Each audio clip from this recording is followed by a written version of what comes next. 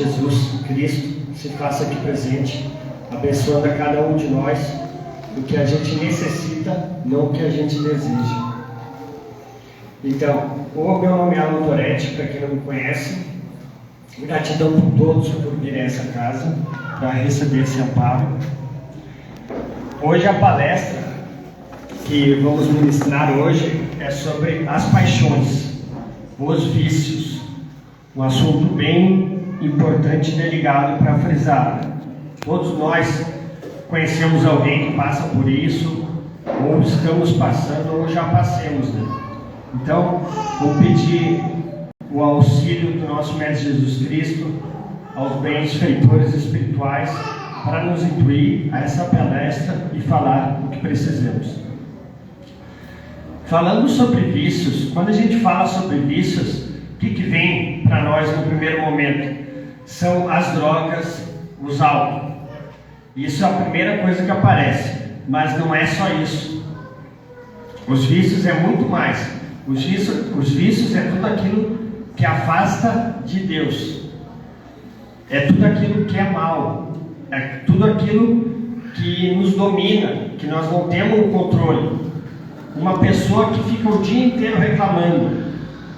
Qual é que é o vício dela? O vício de reclamar. Ela acorda reclamando, o chefe chega, está reclamando, tudo para ela é reclamação. Ela precisa buscar a cura dessa reclamação. Uma pessoa que fala mal atrás das costas dos outros, ela é uma pessoa viciosa. Ela precisa buscar essa cura. O que nosso amado Jesus Cristo nos ensinou no Evangelho de Jesus Cristo, quando ele estava pregando o Evangelho? As pessoas ali reunidas falaram assim, mas esse não é o filho de Maria, filho de José? O que Jesus falou? Não murmureis entre vós. Ele nos alerta que a gente não pode reclamar e murmurar. O apóstolo Paulo, ao servo do Senhor não convém contender nem murmurar. Então é um vício também. Mas vamos falar sobre o que mais pega ali no vício, que é as drogas e o álcool.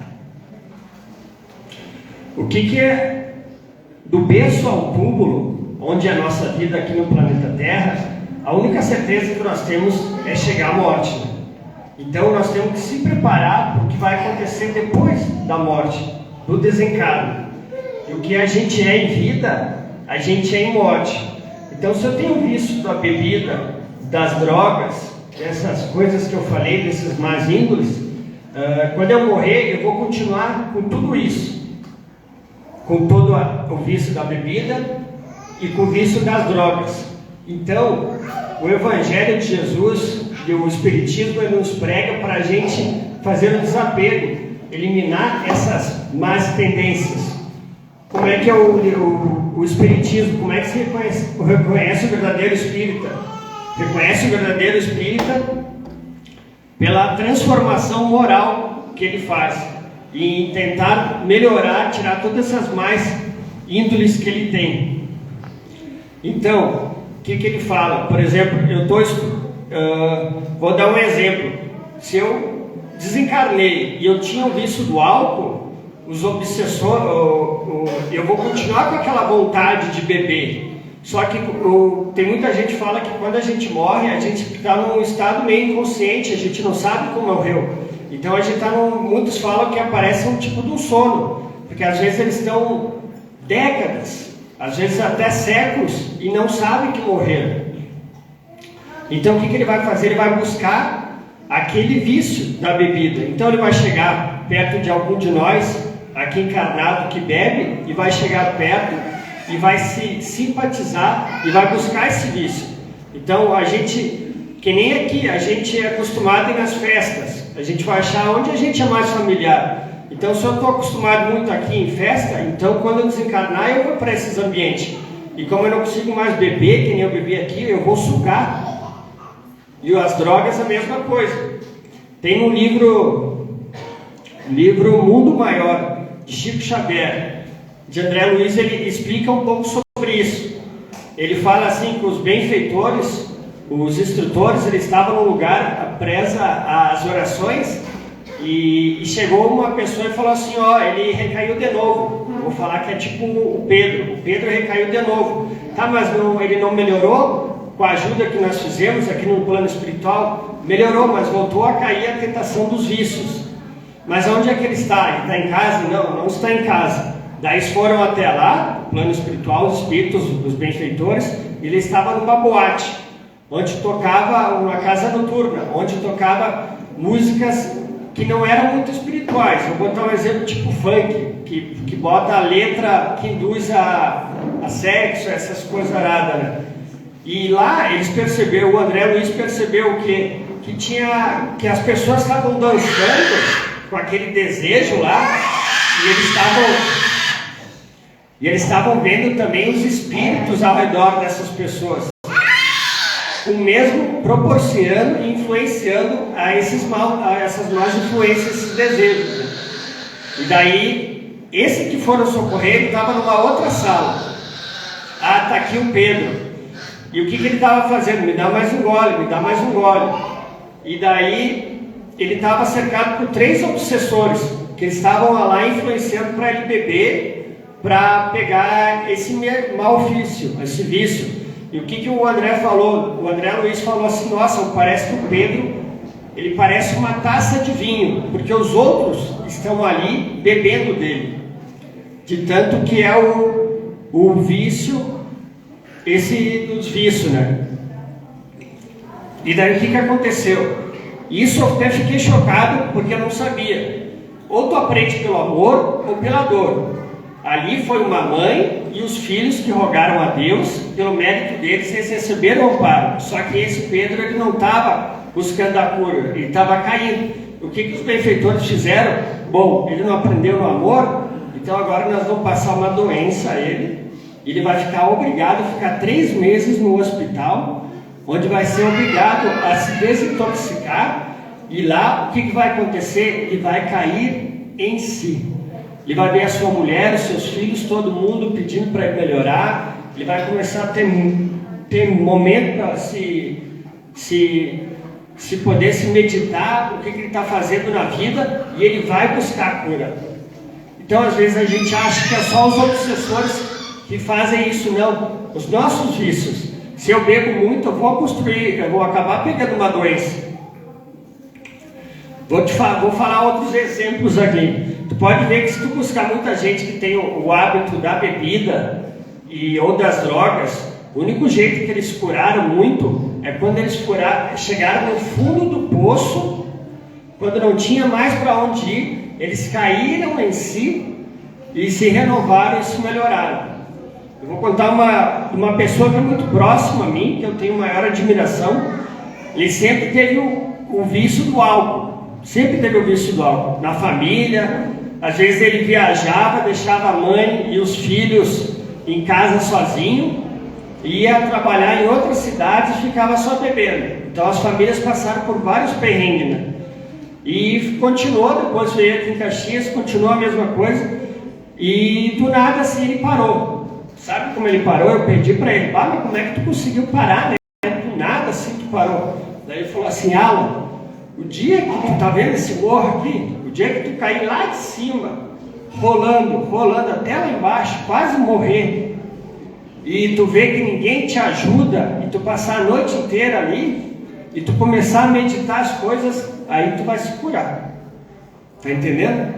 A gente pode tentar falar, mostrar o caminho, fazer isso, aquilo, mas a reforma íntima, a cura está dentro de nós. Se a gente não buscar esse esforço, essa melhora, não vai vir.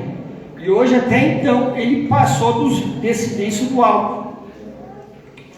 Eu tenho um amigo meu também, muito de coração, que ele usava as drogas. Então ele usava maconha, e teve um tempo que ele usou muita cocaína. Eu chegava na casa dele, ele tinha um nariz que saía sangue.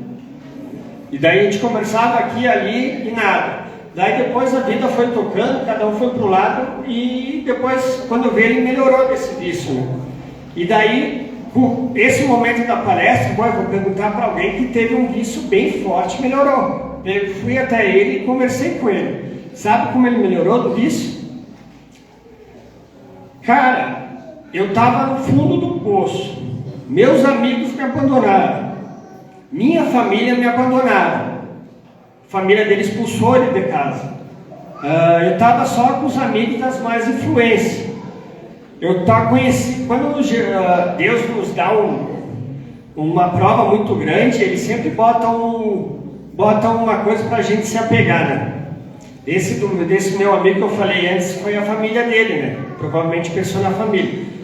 Então, daí ele começou a conhecer uma guria, achou legal, ele começou a pensar assim, se eu não melhorar agora, conheci uma guria, eu não vou ter mais volta. O que acontece? Acontece que a vida acaba te influenciando. Imagina se tu mora numa família onde os pais só brigam. Os pais não te olham olho a olho, não é assim, como é que foi o colégio? Deu, acabou o assunto. Não, olha nos olhos, meu filho, como é que tu foi hoje? Aconteceu isso, aquilo. Dá 15 minutos, mas estar presente. Daí tu vive numa família que só briga. Daqui a pouco se separa. Pai e a mãe botam um contra o outro. Eles não te dão atenção. Tu vai procurar atenção. Então, às vezes, a vida te influencia. Daí tu não é ouvido em casa, tu não busca o amparo. Daqui a pouco tu vai numa festa com uma coisa e os caras te oferecem. Me dá aqui, não dá nada. Ninguém está dando atenção a mim. Daqui a pouco a gente vai olhar aquele cidadão lá, olha só o cara ali, né? Está usando drogas, mas tu não sabe a influência que ele passou para chegar ali. Daí esse meu amigo, graças a ele caindo em si, ele conseguiu melhorar. Gente, nenhum de nós aqui somos santos. Eu também tenho os meus pecados e também tenho o motivo, eu tenho essas histórias ali. Todo mundo que é encarnado aqui, ninguém é perfeito. Se buscar perfeição aqui não existe. Então eu também tinha um hábito do vício, de beber e fumar cigarro. Eu ainda dizia, eu mantenho um equilíbrio no desequilíbrio. Eu bebia e fumava só no final de semana, mas fazia. Só que eu era um cara que gostava de ser o centro das atenções. Eu ia numa empresa de 340 funcionários, na primeira semana fazia a festa e no outro dia todo mundo já me conhecia, porque eu tinha essa carência, essa coisa que puxava do meu pai, de querer ser o centro das atenções, esse bom humor. Daí eu conheci a minha mulher, a Josiana, da qual eu amo ela muito, né? Daí, já que está gravando, né? Daí o que acontece? Ela é tímida, cara. E eu era o cara que queria ser o centro das atenções. E ela me falava. Daí eu bebia, queria ser o centro das atenções, fazia piada com ela, olha, Josiana, não sei o que lá, me declarava, fazia essas piadinhas, mas eu não gosto disso. Eu não gosto, eu fico com vergonha. Daí o que eu falava? Tu tem que me aceitar do jeito que eu sou. A única pessoa que a gente pode mudar é nós mesmos. Eu ainda achava que eu tinha direito de falar algo. O que Deus nos fala? Jesus nos fala: deixará seu pai e sua mãe, unirá-se a sua mulher, e juntos formarão um só. Já não são dois, são um. Então a gente tem que ter um conciliado. Olha, não gosto disso, não gosto daquilo, mas nada de prender. Daí eu fui seguindo com essa mesma ideologia. E eu trabalhava em casa espírita, depois eu frequentei aqui. E o que acontece? Daí teve um dia que eu fui numa festa de uma outra empresa, fiz o que eu acabei de falar e depois fui na festa dela. Ela recém tinha 1 mês de serviço e ela ficou com a maior vergonha do mundo, porque eu cheguei lá e quis ser o centro das atenções e ela chorou e ficou triste, até hoje ela lembra. E eu continuei na minha, porque o orgulho e o egoísta, né? Daí beleza, daí teve uns 3 anos atrás, fizemos uma festa lá em casa, e nisso eu tive essa atitude, e voltando para casa, no carro, ela e meus 2 filhos, a gente teve uma discussão feia. Daí ela falou tudo o que queria falar, porque eu agi isso e aquilo, e tu sabe qual é a maior das separações: excesso de brigas e falta de valorização. Então, foi isso que aconteceu no carro. E a gente brigou tão feio, se xingando um no outro, que os filhos começaram a chorar.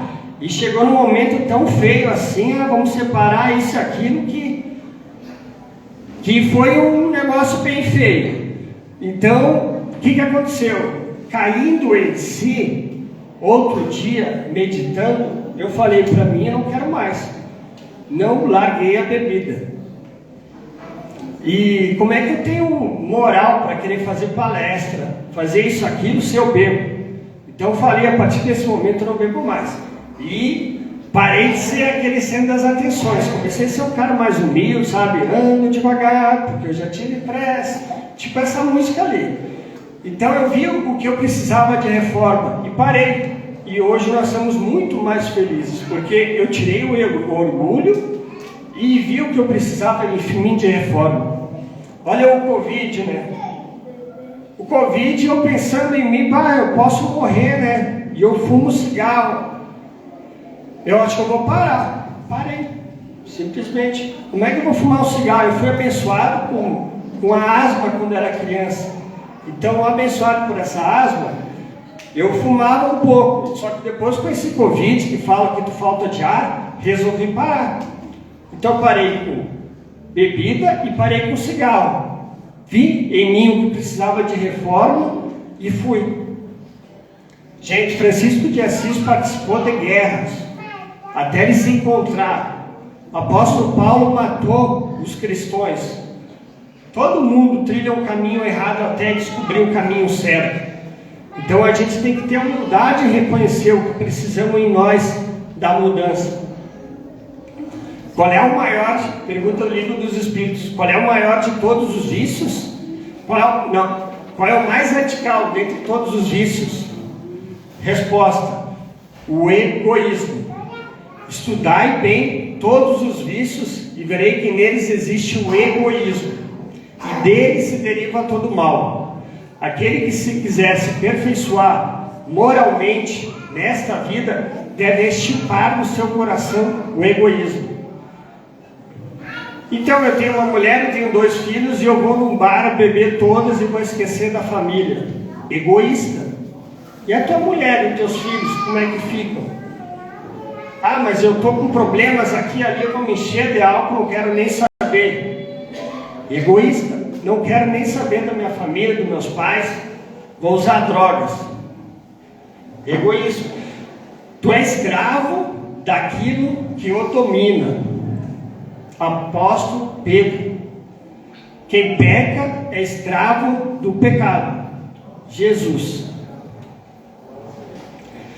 Então, vamos lá. Vamos seguir. Eu vou pedir ajuda aos universitários aqui. Tá. Eu ia falar sobre obsessão, mas se sobrar tempo eu falo depois, tá?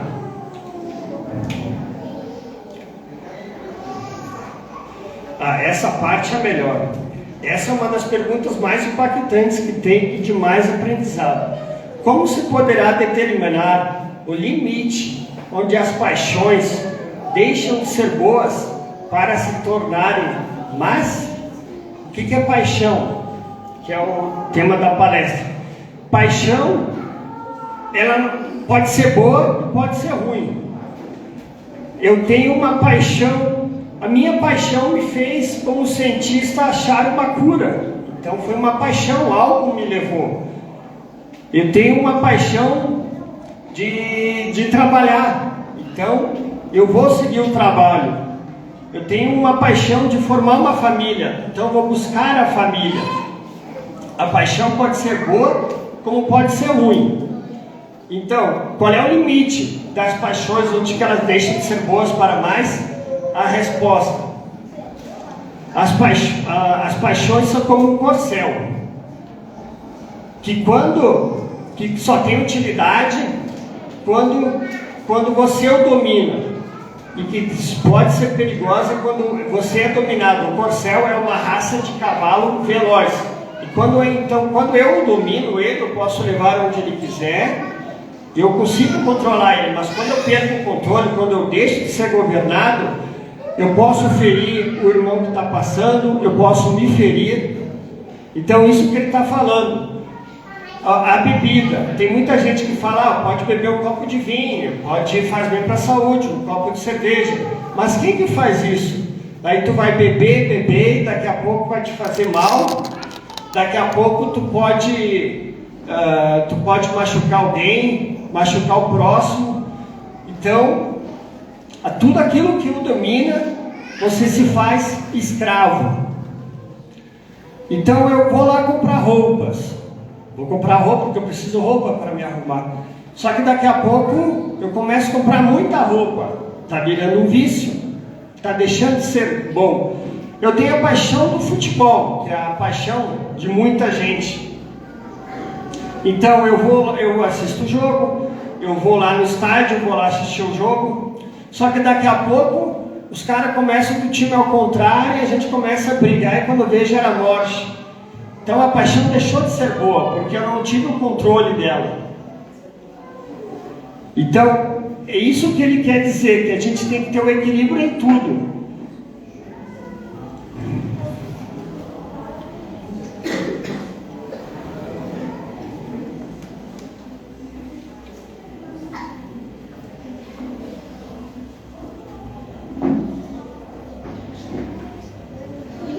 Aqui, que se deve pensar do homem que procura nos excessos de todo gênero o requinte dos gozos? Pobre criatura, mais digna é de lástima que de inveja, pois bem perto está da morte. Perto da morte física ou da morte moral? De ambas. O homem que procura nos excessos de todo gênero o requinte do gozo, coloque-se abaixo do animal, pois que está sábio deter-se quando satisfeita a sua necessidade. Tal homem abdica a razão que Deus lhe deu por guia, e quantos maiores forem seus excessos, tanto maiores que poderência confere ele a sua natureza animal, confere a sua natureza espiritual. As doenças, as obsessão, as enfermidades e a própria morte que resulta do abuso são ao mesmo tempo o castigo, a transgressão da lei de Deus. Então é aquilo que o cara procura no excesso. Eu vou beber uma bebida de álcool, mas daqui a pouco eu bebo, eu estou estragando a mim, o meu corpo e ferindo ele. E outro dia como é que vai ser? Eu vou acordar com dor de cabeça. Isso que é o problema. Deixa eu tentar explicar um pouco assim, ó. O que a gente sente? A gente não sente uma tristeza, um vazio, às vezes dentro de nós. Às vezes a gente não sente, quando acorda, esse vazio, uma tristeza. O que é? Quando a gente dorme, o nosso espírito sai do corpo e volta para onde ele veio. Então ele vai estar lá, feliz lá, ele sabe tudo o que tem que fazer, só que daqui a pouco ele volta para o corpo e ele se sente triste, porque vê que a gente não está trilhando o caminho certo, o caminho para Deus, o caminho da caridade. Então ele se sente enclausulado de novo. Então dá essa sensação de tristeza. Por isso que a caridade, fora da caridade não há salvação. O que a gente busca sempre nos prazeres? Nos prazeres, por exemplo, eu estou sentindo esse vazio, então eu vou buscar prazer. Prazer o quê? Na comida, na bebida. Só que o que acontece? Daí dura minutos, que nem o nosso professor Duda fala. E depois vai sentir o vazio de novo. Então eu vou comer aquela comida lá que eu estou sentindo prazer, vou ficar feliz, daqui a pouco eu vou sentir triste. Quem usa o êxtase também fala que sente a mesma sensação, dá uma sensação de alegria, euforia, só que daqui a pouco eu vou ficar triste de novo. Daqui a pouco ela vai te deixar lá para baixo. Por que será? Porque tu não trabalhou para aquela sensação, que seria o mesmo da sensação de quem trabalha na caridade. Daqui a pouco eu faço uma palestra, recebo elogios, aquilo vai me dar uma alegria muito grande no ser, porque eu me preparei para aquilo lá eu me esforcei. Daqui a pouco eu vou lá, faço entrega de cestas básicas, e as pessoas te dão um sorriso, te retribuem. Aquilo é uma sensação que eu estou sentindo, mas eu trabalhei para isso, então não vou sentir a tristeza. Nós trabalhamos na caridade, por exemplo, quarta. Na quinta é um dia que eu sinto mais feliz, porque é uma retribuição. Não é que nem esses vícios que a gente usa, te dá alegria e depois te joga lá embaixo.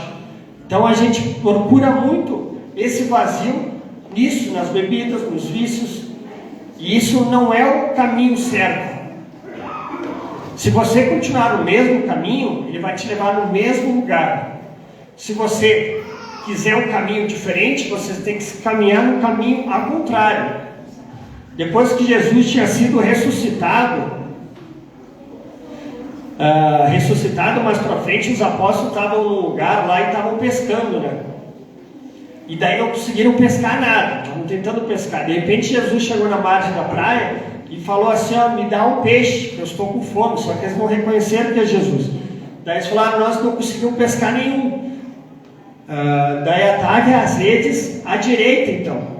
Daí eles pegaram a direita e conseguiram. O que ele quer nos ensinar? Se tu está indo no caminho e não está dando certo, tu não está achando resultado, não está te fazendo alegre, sentir aquele completismo da tua vida, tu tem que tentar um outro caminho, um caminho diferente. E o caminho da caridade, ele é o caminho que nos leva a Deus.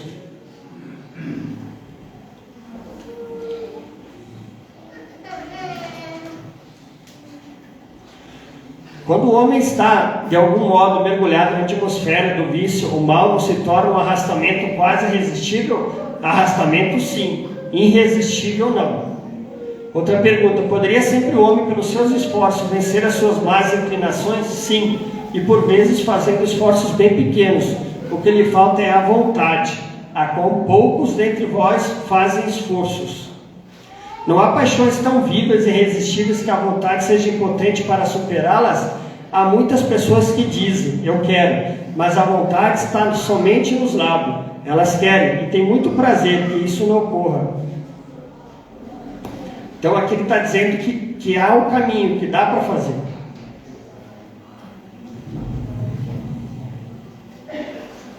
Aqui, ó, essa aqui é bem legal. O texto é meio longo, mas ele resume o que nós devemos seguir. Aqui, se não me engano, é o Santo Agostinho que fala, no Livro dos Espíritos. Qual é o meio, pergunta 919, qual é o meio prático mais eficaz que tem o homem de se melhorar nesta vida e de resistir à atração do mal? Um sábio da antiguidade falou disso: conhece-te a ti mesmo. Se eu tenho o hábito de beber exageradamente quando eu vou nas festas das empresas, então eu não vou, eu conheço a mim mesmo. Conhecemos toda a sabedoria desta máxima, porém a dificuldade está precisamente em cada um conhecer-se a si mesmo. Fazer o que eu fazia quando vivia na terra. Ao fim do dia, interrogava minha consciência. Passava a revista ao que fizera e perguntava a mim mesmo se não faltar algum dever. Se ninguém tiver motivo para de mim se queixar. Foi assim que eu cheguei a me conhecer e a ver o que em mim precisava de reforma. Aquele que todas as noites evocasse todas as ações que praticou durante o dia e inquirisse de si mesmo o bem ou o mal que fez, rogando a Deus e ao seu anjo guardião que esclarecesse grande força adquiria para se aperfeiçoar, porque crede-me, Deus o assistiria. Deus ajuda quem quer ser ajudado. Ajuda-te a ti mesmo, que o céu te ajudará. Perguntai ainda mais: se eu provesse a Deus chamar-me neste momento, teria que temer o olhar de alguém ao entrar de novo no mundo dos espíritos, onde nada pode ser ocultado? Pai, se me levares hoje, saiba que hoje eu trabalhei em teu nome. Examinai o que pudesse ter obrado contra o vosso próximo, e finalmente contra vós mesmos. As respostas vos darão ou descanso para a vossa consciência, ou indicação de um mal, que precise ser curado. Quando estiveres indecisos sobre o valor de uma das vossas ações, inquirisse como a qualificareis se praticasse por outra pessoa. Procurai também saber o que dela pensam os vossos semelhantes, e não desprezoeis as opiniões dos vossos inimigos, porquanto esses nenhum interesse têm em mascarar a verdade. E Deus muitas vezes os coloca ao vosso lado como um espelho, a fim de que sejais advertidos com mais franqueza do que o faria um amigo. Faça o balanço do seu dia. Se puder dizer que foi bom o seu dia, poderá dormir em paz e aguardar sem receio o despertar na outra vida. Fiz a palestra, tenho gravado, do Amai os Inimigos. O inimigo, ele tem a coragem de falar o que um amigo não tem. O amigo não quer ficar de mal. Então o inimigo às vezes vem e te fala o que tu tem que mudar. Ah, tu é isso, tu é aquilo, tu é teimoso. E a gente, como é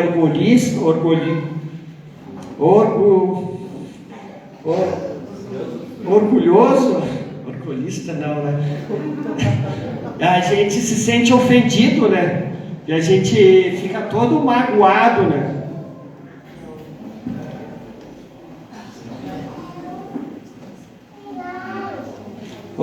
Evangelho segundo o Espiritismo. Quando estamos indecisos sobre o que fazer ou não fazer uma coisa, devemos antes de tudo propor a nós mesmos as seguintes questões: aquilo que eu hesito em fazer pode acarretar qualquer prejuízo ao trem? Eu fui trocar de carro mês passado. Peguei um carro e andei um mês e pouco e começou a fazer barulho embaixo do carro. O cara que me vendeu o carro, ali no eixo traseiro, onde era presa a estrutura, estava tudo danificado. O cara só soldou uma chapa fina para vender. Então eu podia ter me matado. Só que esse cara não fez essa pergunta não. Aquilo que eu hesito em fazer pode acarretar qualquer prejuízo ao trem? Pode ser proveitoso a alguém?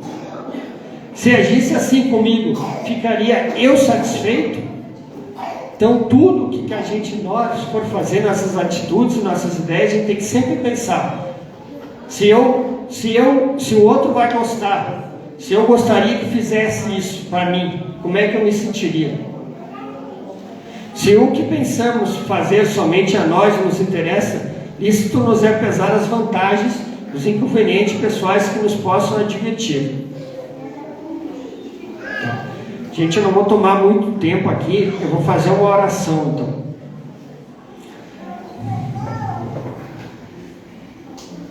Esse caindo em si é do apóstolo, do ensinamento de Jesus Cristo, que é aquele que o pai tinha 2 filhos, né? E o mais velho pediu: pai, reparta comigo a minha herança, parte da minha herança. E o filho pegou, depois de um tempo, e foi para o mundo e gastou todos os bens que ele tinha, né? De forma errada, né? E depois ele, como gastou todo o dinheiro e aquela cidade estava meio pobre, ele procurou serviço e conseguiu um lugar para cuidar dos porcos. E ele sentia fome e eles não tinham nada para comer. E ele, o que aconteceu? Ele caindo em si, foi o que eu falei dos vícios, como foi melhorado. Ele pensou: na casa do meu pai, os trabalhadores têm o que comer de sobra, e eu aqui passando fome. Já sei, porém, me de volta na casa do meu pai e pedirei perdão. Pai, pequei contra ti e contra o céu. Não mereço ser mais chamado de teu filho. Deixe-me trabalhar aqui pelo menos. O que aconteceu? Ele caindo em si. Quando a gente caindo em si, a gente faz a reforma íntima, a gente evolui, a gente amadurece. A doença muitas vezes nos faz isso, para nos refletir. Então vamos fazer a oração? No Evangelho segundo o Espiritismo, no último capítulo, é só sobre a oração. Então tem oração para o inimigo, oração para agradecer um pedido, oração para os obsessores, tem tudo. Aqui, para pedir a corrigenda de um defeito. Então vamos fazer essa oração todo mundo junto. Cada um de nós tem algum defeito, tem algum vício, alguma coisa para melhorar. Então vamos fechando os olhos e vamos falar. Cada palavra que eu falar, Jesus nos fala: quando 2 ou 3 estiverem em meu nome, ali eu estarei. Então a gente tem que ser um só, em união, em pensamento. Então cada palavra que eu falar, cada um repita no seu íntimo, para a gente não perder o foco do nosso pensamento. Prece. Deste-me, ó meu Deus, a inteligência necessária a distinguir o que é bem do que é mal. Ora, do momento que reconheço que uma coisa é do mal, torno-me culpado se não me esforçar-lhe por lhe resistir. Preserva-me do orgulho que me poderia impedir de perceber os meus defeitos e dos maus espíritos que me possam incitar a perseverar neles. Entre as minhas imperfeições, reconheço que sou particularmente propenso a... E, se não resisto a esse pendor, é porque contraí o hábito de a ele ceder. Não me criaste culpado, pois que é justo, mas com igual aptidão para o bem e para o mal. Se tomei o mau caminho, foi por efeito do meu livre-arbítrio. Todavia, pela mesma razão que tive a liberdade de fazer o mal, tenho a de fazer o bem, e, conseguintemente, a de mudar de caminho. Meus atuais defeitos são restos das imperfeições que conservei das minhas precedentes existências. São o meu pecado original, de que me posso libertar pela ação da minha vontade e com a ajuda dos bons espíritos. Bons espíritos, que me protegeis e, sobretudo, tu, meu anjo guardião, dai-me forças para resistir às más sugestões e para sair vitorioso da luta. Os defeitos são barreiras que nos separam a Deus, e cada um que eu suprima será um passo dado na senda do progresso que dele me há de aproximar. O Senhor, em sua infinita misericórdia, houve por bem conceder-me a existência atual, para que servisse ao meu adiantamento. Bons espíritos, ajudai-me a aproveitá-la para que me não fique perdida e para que, quando ao Senhor aprouver-me retirar, eu dela saia melhor do que entrei. Gratidão.